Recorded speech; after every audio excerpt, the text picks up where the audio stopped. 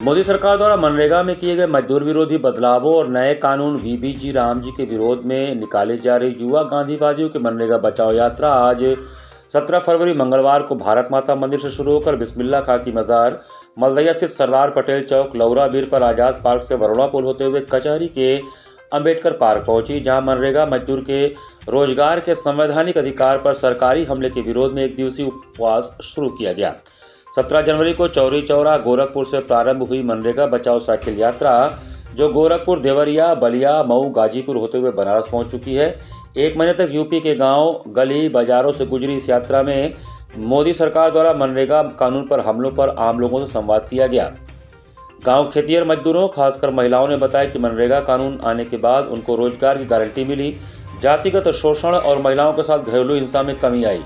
आज जब सरकार इस कानून को खत्म कर रही है, तब एक बड़ी आबादी दशकों पहले की स्थिति में जाने को मजबूर होगी। यात्रा में सामाजिक कार्यकर्ता एकता शेखर ने कहा कि वीबी राम जी जैसे मजदूर विरोधी कानून लाकर सरकार कारपोरेट और शहर के मुट्ठी भर अमीरों की मदद कर रही है। मनरेगा को खत्म करने से मजदूरों का पलायन बढ़ेगा और वह कम पैसों में शहरों में काम करने पर मजबूर होंगे। सामाजिक कार्यकर्ता नंदलाल जी ने सभा को संबोधित करते हुए कहा कि सरकार द्वारा लाया गया कानून गांव, गरीब और गांधी पर हमला है। सरकार मनरेगा कानून को खत्म कर रही है, ग्रामीण मजदूरों को भी खत्म कर रही है। भारतीय युवा कांग्रेस के राष्ट्रीय प्रभारी मनीष शर्मा भी इस यात्रा में शामिल हुए। यात्रा को संबोधित करते हुए उन्होंने कहा कि यह शर्मनाक है कि प्रधानमंत्री मोदी बड़े कारपोरेट घरानों और अमेरिका के दबाव में उनके लिए काम कर रहे हैं।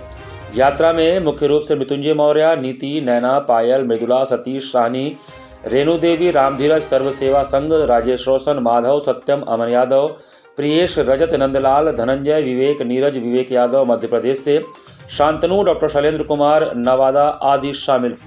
ये यात्रा गोरखपुर से निकलकर देवरिया, बलिया, मऊ, गाजीपुर में एक हफ्ते बिताते हुए आज यहाँ समापन। इसका उद्देश्य क्या रहा भैया? इस यात्रा के माध्यम से हम लोग गांव-गांव में जाकर, ये यात्रा पूर्णतः गांव ग्रामीण इलाकों से होकर गुजरी और इस यात्रा के माध्यम से हम लोग ग्रामीणों, मजदूरों, कामगारों में जाकर ये बता रहे हैं कि सरकार का जो पुराना एक कानून था, जो मनरेगा, जो सरकार में भारत सरकार ने भारत के मजदूरों को एक संवैधानिक अधिकार दिया था काम का, वो अधिकार उनसे छीन लिया गया है और एक नया कानून आया है वीबी राम जी, जिसमें बहुत सारे बदलाव हुए हैं। बहुत खतरनाक उसके मजदूर विरोधी प्रावधान हैं।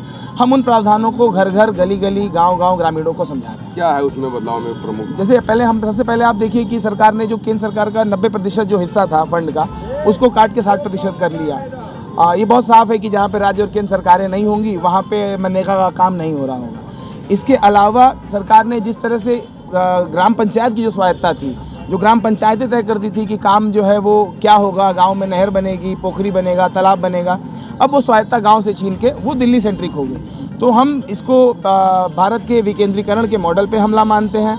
हम भारत के ग्राम स्वराज के मॉडल पे इस पर हमला मानते हैं और ग्राम पंचायतों की स्वायत्ता पे हमला है वीबी राम जी बिल, और हम गाँव-गाँव जाके इस बात को बता रहे हैं।